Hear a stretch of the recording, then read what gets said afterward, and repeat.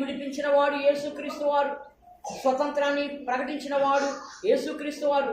విడుదల ప్రకటించిన వాడు, విమోచించిన వాడు, విడిపించిన వాడు యేసుక్రీస్తు వారు. ఆయన దగ్గరకు వస్తే నిజమైనటువంటి స్వతంత్రం ఉంటుంది. మీరు చూడండి, ఇంకా మనం చూస్తే మనుష్యుల దాస్యము నుండి విడిపించిన వాడు.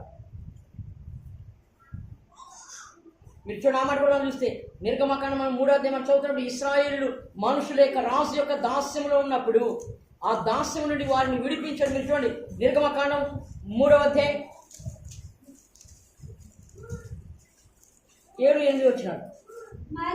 మరియు యెహోవా ఇట్లనెను, నేను ఐగుప్తులోనున్న